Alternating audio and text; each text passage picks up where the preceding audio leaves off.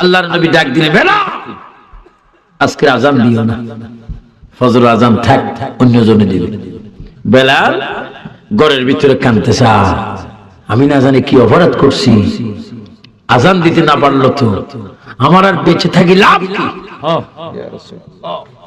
আজান দিলেন অন্য একজন সাহাবী, খুব সুন্দর কণ্ঠে, রাত যায় না, দিন আসে না। বলেন, রাত যায় না, দিন আসে না, চন্দ্র যায় না, সূর্য উঠে না, উঠে না, এইভাবে আসে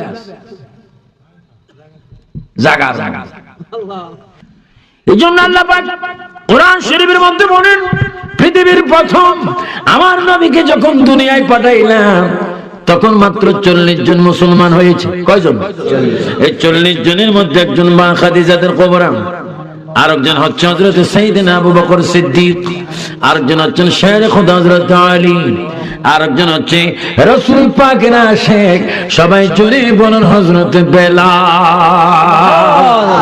নাম কি? হযরত বেলাল। আরো জন কি নাম? হযরত বেলাল।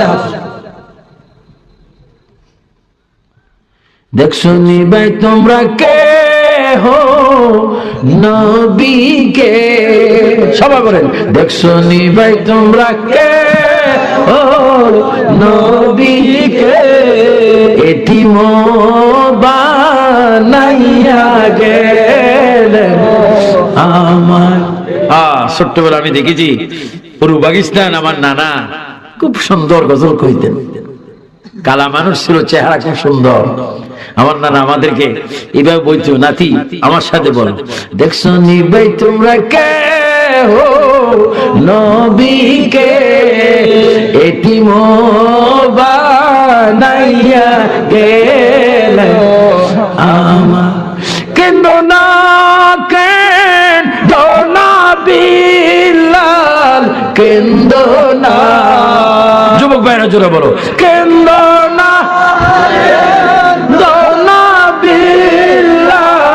কেন্দো না, এই দুনিয়ায় আমার দেখা পাইবা না, এই দুনিয়ায় আমার দেখা পাইবা না।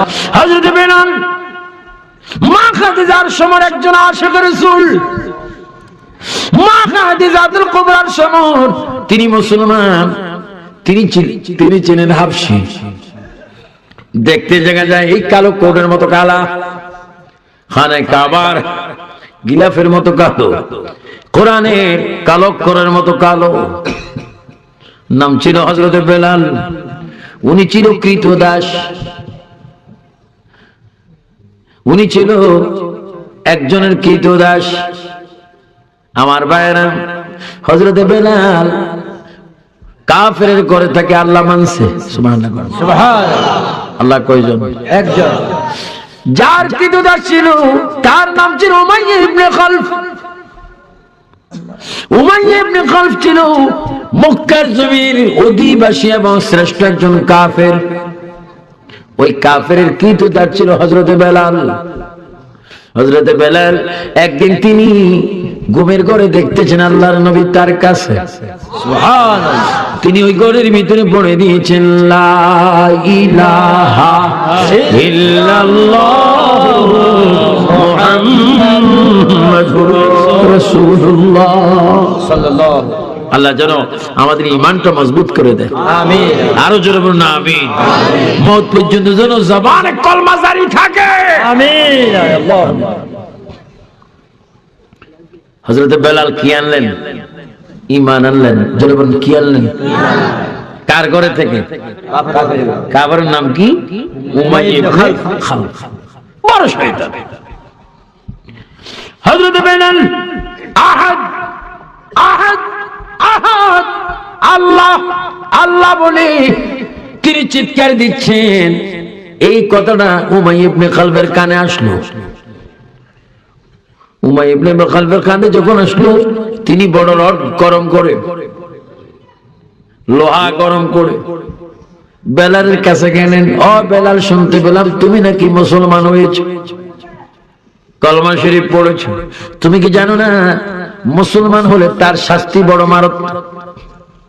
বেলাল জবাব দিচ্ছে, উমাইয়া ইবনে খালফ শোনো, আমি মুসলমান হয়েছি, কলমা আমি পড়েছি, তার বিনিময়ে তুমি আমাকে হয়তো মৃত্যু দেবে, মৃত্যু দিনে দিয়ে দাও, শাস্তি দিনও প্রদান শুরু করো, তবু আমি আমার আল্লাহ নবী ছাড়ব না। সাহাবায়ে কেরাম কষ্ট করেছেন। উমাইয়া ইবনে খালফ বলল, বেলাল তুমি বলছো তোমাকে শাস্তি দিতে, তবু কলমা ছাড়বে না, শাস্তি কত বড় কঠিন জানো? জানি। কি? এই বলে হযরত বেলালকে রশি দিয়ে বাঁধা হলো, প্রত্যেকটি কিরার মধ্যে আগুনের শিক দিয়ে গুতাইতে শুরু করলো, আগুনের শিক ঢুকাইতে লাগলো, প্রত্যেকটি নকির মধ্যে ফেরাকের আগুন দিতে লাগলো, বেলালের গোস্তগুলির মধ্যে রানের মধ্যে আগুনের শিক দিতে লাগলো। বেলালু মা বাবা কিচ্ছু বলে না, শুধু বলে ইয়া রাসূলুল্লাহ। কি বলে? আরো জোরে বলুন, ইয়া রাসূলুল্লাহ, মুহাম্মদে বলুন, ইয়া রাসূলুল্লাহ। আমাদের সামনে আজরাইল আসলো, আমরা ইয়া রাসূলুল্লাহ চাই কিনা? হযরত বেলালকে মারতেছেন। কি জিকির কমে গেছে? কলমা ছেড়ে দিছে না, কলমা আরো বেশি, স্পিড বেশি, আলোচনা বেশি। আমার এত কলমার আওয়াজ, নবীজি গোলাম উমাইয়া ইবনে খালফ 9 ব্যক্তিকে ঠিক করলেন, 9 ব্যক্তিকে ঠিক করে বললেন, তোমরা সকালে তাকে মারবে, তোমরা তাকে দুপুরে মারবে, তোমরা রাত্রে মারবে, তবে কেউ মারবে রড দিয়ে, কেউ মারবে তীর দিয়ে, কেউ মারবে গরম গরম পাথর দিয়ে। এটি টাইমে 3 রকমের শাস্তি, তবু বেলাল যেন কলমা ছেড়ে দেয়। নাউজুবিল্লাহ, জোরে বলেন নাউজুবিল্লাহ। মারতে মারতে মারতে মারতে যারা মারছেন তারা হয়রান হয়ে যাচ্ছে, বেলাল কিন্তু একই রকম আছেন। সুবহানাল্লাহ, বলুন হেদায়েতের মালিক কে? আল্লাহ। ওয়াল্লাযী আরসালা রাসূলাহু বিল হুদা ওয়া দীনিল হক। আমি প্রথমে আয়াত পড়েছি, আমার প্রিয় নবীকে আল্লাহ হেদায়েতের জন্য দ্বীন ইসলাম সহ তিনি পাঠাইলেন, দ্বীন ইসলাম গ্রহণ করলেন। হযরত বেলাল মারতেছে। উমাইয়া ইবনে খালফ রিপোর্ট নিলেন, কি অবস্থা? তারা রিপোর্ট দিচ্ছে উমাইয়া ইবনে খালফ মিনিটের পরে মিনিট, দিনের পর দিন, রাত্রির পর রাত যত চলে যাচ্ছে, আমরা দেখতে পাচ্ছি হযরত বেলালের ঈমান তত মজবুত হচ্ছে। আল্লাহু আকবার বলেন, আল্লাহু আকবার। ঈমান হেফাজতের মালিক কে? আল্লাহ। উমাইয়া ইবনে খালফ এবার একটা আগুনের চাক নিয়ে হযরত বেলালের মুখের সামনে আসলেন। বেলাল শুনে নাও, ও বেলাল শুনে নাও, এই মুহূর্তে যদি তুমি কলমা ত্যাগ না করো, আগুনের চাক তোমার মুখে দেওয়া হবে। উমাইয়া ইবনে খালফ বেলাল উদ্দেশ্য করে বললেন, উমাইয়া ইবনে খালফ, দুনিয়াবি আগুন আমাকে ভয় দেখায়ও না, আমি ভয় করি জাহান্নামের আগুনকে, তুমি তো দুনিয়ার আগুন আমাকে ভয় করাচ্ছ। ও উমাইয়া ইবনে খালফ, এক টুকরা নয়, এই মুহূর্তে যদি দুনিয়ার আগুনের টুকরার ভিতরে যদি আমাকে ঢুকায় দাও, তারপরও আমি বলবো আল্লাহ। ঈমান হেফাজতের মালিক কে? আল্লাহ। আল্লাহ। তারপরও জোর করে জিহ্বার মধ্যে লাগাই দিলেন, জিহ্বার ঠোস পড়ে গেল। এই ঠোসের ভিতরে বলেন আল্লাহ এক, আল্লাহ এক, বলেন আল্লাহ এক। আমরা ছোটবেলায় কিতাবে পড়েছিলাম আল্লাহ এক है और गाड़ियों में उस जैसा और कोई नहीं, वो हमेशा है और हमेशा रहेगा। इन्नल्लाह अला कुल्लि शैइन कदीर। যিনি সর্বশক্তিমান তিনি আল্লাহ। তিনি কে? আল্লাহ। আর একটু জোরে বলেন তিনি কে? আল্লাহ। আমাদের কুফালের মালিক কে? আল্লাহ। আমরা বান্দা কার? আল্লাহ। জিকির করব কার? আল্লাহ। নবী মানবো কি মানবো না? মিলাদুন নবী চাই কি চাই না? মাজার কবর জিয়ারত চাই কি না? উরুস মাহফিল চাই কি না? মাজার জিয়ারতের জন্য যাওয়া যাবে কি না? যাবে। আমার ভাই উমাইয়া ইবনে খালদ এবার কি করলেন? বুদ্ধি দিলেন বেলালকে আর প্রচন্ড শাস্তি দিতে হবে, তারপরে বেলাল আল্লাহ ভুলে যাবে। একটা পাগলা ঘোড়া আনা হলো। পাগলা ঘোড়া কি ঘোড়া? পাগলা ঘোড়ার পেছন পায়ের সাথে রশি বেঁধে বেলালের গলায় একখানা রশি বাঁধা হলো। বেলালকে বাবুল কাটা দিয়ে মারা শুরু করলো। ঘোড়া ধরতে বেলালকে মাটির মধ্যে টানতে টানতে কিতাবে আসে বেলালের সান্না গুলা দেখা যায়, চামড়া গুলা, গোস্ত গুলা, লাল লাল গোস্ত গুলা জোড়ে জোড়ে সান্নার উপর থেকে পড়ে যাচ্ছে। কাফেরি খ্রিস্টান ইহুদিরা মারির পর মারি দিচ্ছে।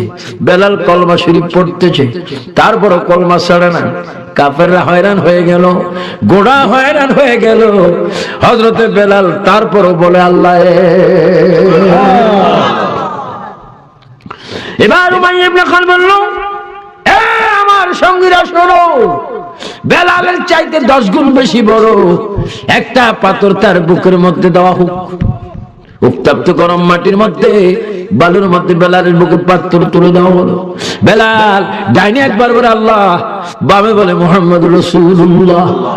এই কঠিন মুসিবতের সময় ওই রাস্তা দিয়ে সাইয়েদনা আবু বকর সিদ্দিক যাচ্ছিলেন। হযরত আবু বকর সিদ্দিক বেলালের অবস্থা দেখে তিনি সেখানে গেলেন। তিনি নিজেই বেলালকে জড়িয়ে ধরলেন। বেলাল রে, এত শাস্তি, এত তোমাকে অত্যাচার করা হচ্ছে এতদিন ধরে, তারপরও তুমি আল্লাহ নবী বলো না। বেলালকে দেখে বলে আবু বকর, আমি বোধহয় মরে যাব, আমার মধুর সালাম নবীর কদমে পৌঁছাই দিও। হযরত আবু বকর বলে বেলাল, তোমাকে আমি মুক্তি দিব না, যত টাকা লাগে তোমাকে আমি খরিদ করব। উমাইয়া ইবনে খালদ খবর দিলেন, ও উমাইয়া ইবনে খালদ, বেলালকে তো শাস্তি দিচ্ছে কেন? আমার কৃতদাস, আমি তাকে কিনতে চাই। তুমি কিনতে পারবে না, 100 মার কিনবো। অনেক দাম চাইলেন। এত টাকা দিয়ে বেলালকে তিনি খরিদ করে নাজাত করলেন। এবার হযরত বেলালকে সাইয়েদনা আবু বকর কাঁধে করে আমার নবীর কাছে নিয়ে গেলেন। আল্লাহর নবীর চেহারা মোবারক দেখে বেলাল চিৎকার দিচ্ছে, ইয়া রাসূলুল্লাহ, আমার আর কোনো দুঃখ নাই, আপনি একটু থুতু মোবারক আমার গায়ে ছিটকে দেন, আমি এক্ষুনি সম্পূর্ণ ভালো হয়ে যাব। জোরে বলুন সুবহানাল্লাহ। আল্লাহু আকবার। আল্লাহর নবী বেলালকে সুস্থ করলেন আর বেলালকে বললেন, বেলাল রে, এত শাস্তির পরও, কঠিন আযাবের পর, অত্যাচারের পর তুমি ঈমান বিক্রি করোনি। আমি রাসূল তোমার একটা পজিশন দিলাম, আমি যেই মসজিদের ইমাম হলাম ওই মসজিদের মুয়াজ্জিন আমি তোমাকে দান করলাম। জোরে বলুন সুবহানাল্লাহ। আল্লাহু আকবার। একদিন বেলাল আযান দিচ্ছেন না, নবীজি মানা করছে, কারণ ওই দিন উমাইয়া ইবনে খালদ বেলালের জিহ্বায় কি লাগাই দিয়েছেন? আগুনে কয়লা। জিহ্বার বাম পাশে কি একটু কম ঠোস পড়ছে। শিন শিন শিন সিন আছে না? আলিফ বা তা সা জিম হা খা দাল জাল রা জা, তারপরে সিন শিন। তো তিনি সিন বলতে পারতো, শিন বলতে পারতো না, কারণ ওই জিহ্বা। তো তিনি আশহাদু আন্না আযান দিতে পারতেন না, বলে আশহাদু আন্না। তো সমালোচনা হচ্ছে বেলাল আযান ভুল দেয়। আল্লাহর নবী ডাক দিলেন, বেলাল আজকে আযান দিও না, ফজর আযান থাক, অন্য জনে দিবে। বেলাল ঘরের ভিতরে কাঁদতেছে, আমি না জানি কি অপরাধ করছি, আযান দিতে না পারলো তো আমার আর বেঁচে থাকি লাভ কি? আজান দিলেন অন্য একজন সাহাবী, খুব সুন্দর কণ্ঠে। রাত যায় না, দিন আসে না। বলেন রাত যায় না, দিন আসে না, চন্দ্র যায় না, সূর্য উঠে না, উঠে না, এইভাবে আসে। জাগা জাগা জিবরাইল আমিন হাজির, ইয়া রাসূলুল্লাহ মসজিদ নববীতে আযান কেন হচ্ছে না? আমার নবী বলে আযান তো হয়েছে। কই ইয়া রাসূলুল্লাহ আযান যদি হয়ে যায় দিন কেন হয় না, রাত কেন যায় না? কথা তো তাই। হুজুর নিশ্চয়ই বেলাল আযান দেয় নাই। বেলাল যদি আযান দিত, সিদরাতুল মুনতাহার মধ্যে একটা রাত আছে, ফেরেশতাদের মতো রাতাম, সুবহুন কুদ্দুসুন বলে। আপনি দেখবেন ভোর যখন হয়ে যায় রাতাগুলা তখন বাগ দেয়, ঠিক কিনা? আরো জোরে বলেন ঠিক কিনা? কেমনে বাগ দেয়? আমরা দেখ কুকুরুত কুক, আসলে কুকুরুত কুক কয় না, সুবহুন বলেন, সুবহুন কুদ্দুসুন ওয়া রাব্বুল মালাইকাতি ওয়ার রূহ। সুবহানাল্লাহ, আল্লাহু আকবার বলেন, আল্লাহু আকবার।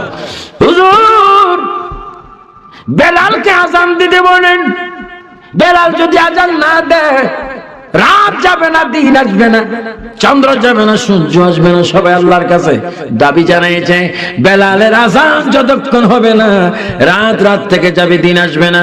ইয়া রাসূলুল্লাহ আপনার বেলালকে বলেন সুন্দর করে একটু আযান দিতে। সুবহানাল্লাহ। ও বেলাল, তোমার জন্য দিন পাগল, তোমার জন্য রাত পাগল, সকাল পাগল, চন্দ্র সূর্য পাগল। বেলালের কারণ কি? আমি নিজেই চিনাম মদিনার নবীর পাগল। আমিন বলো না আমিন। আমিন। হযরত বিলালের দাম আমার নবীর আশিক হওয়ার কারণে, মিলাদুন নবীর পাগল হওয়ার কারণে বেলালের এত মর্যাদা হলো। মক্কা বিজয়ের পরে আল্লাহর নবী বেলালকে বলে, বেলাল তুমি একটু আযান দাও। জোরে বলুন কি দাও? আযান দাও। আরো জোরে বলুন, আমাদের দেশে আযান আছে কিনা? আছে। শুধু আযান আছে না, আযান আগে দুরূদ শরীফ আছে। দুরূদ শরীফ আছে। জোরে বলুন দুরূদ শরীফ আছে। আছে, দুরূদ শরীফ পড়বেন। আমার ব্যয় বাকি দিয়েছেন, এতরা যদি না পড়ে কিছু আসে যায় না। নবী আমাদের পড়বো আমরা, আর এরা নবীর শত্রু, এদের দুরূদ শরীফ পড়ার কোনো ক্ষমতা নাই। এই যে না বোঝাও ব্যক্তি আছে, এগুলা নিয়ে আর বস মুনাজারার প্রয়োজন নেই, বেহুদা। এগুলো নসিব কি খারাপ, মন্দ। আমার নয় বলে বেলাল আযান দাও রে, বেলাল আযান দাও। আমার মায়ের দেশ মক্কা আসলাম, আমার বাবার দেশ মক্কা আসলাম, আমার দাদা খাজা আব্দুল মুত্তালিবের দেশে মক্কা আসলাম বহুদিন পরে।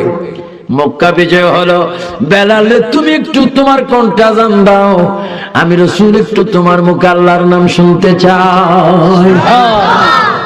তবে বেলাল আযানটা হতে হবে একটু উঁচা জায়গায়, মিনার। হযরত বেলাল সাফা মারওয়া পার গেলেন, আল্লাহু আকবার।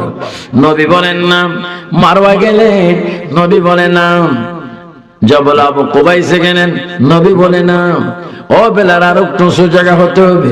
হযরত বেলাল বলে, হুজুর ইয়া রাসূলুল্লাহ বড় উঁচু জায়গায় আযান দিতে হয়, কাবার ছাদে আমাকে উঠতে হবে, খানে কাবার ছাদে উঠে আমাকে আযান দিতে হবে।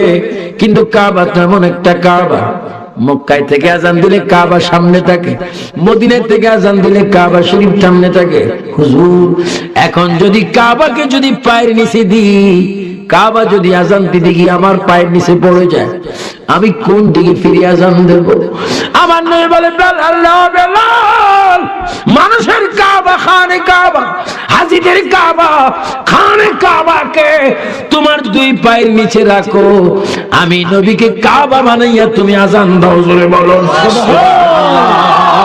আল্লাহু আকবার। আমার নবী হচ্ছে কাবার কাবা। তোরে বোঝা গেল এমন নবীর মিলাদুন নবীতে হাটপুকুরিয়া জামে মসজিদ মাঠে, আমরা জামে মসজিদ সংলগ্ন মাঠে আমরা এখানে আসলাম মিলাদুন নবীর মাহফিলে। তোরে বোঝা গেল আমরা যারা নবীর পাগল হয়ে যাব, আমার নবীও কোনোদিন আমাদেরকে ভুলবে না। সুবহানাল্লাহ বলেন, সুবহানাল্লাহ। এই জন্য আমরা নবী চাই কি চাই না?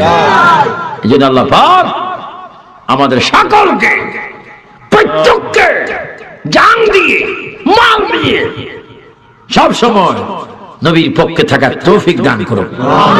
আরো জোরে বলুন আমিন।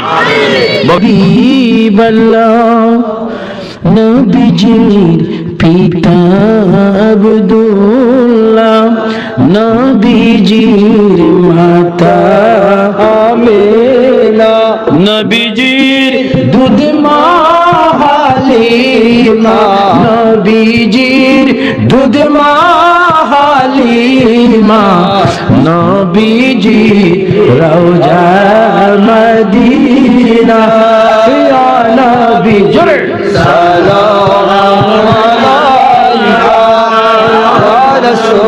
সালাম আলাইকা।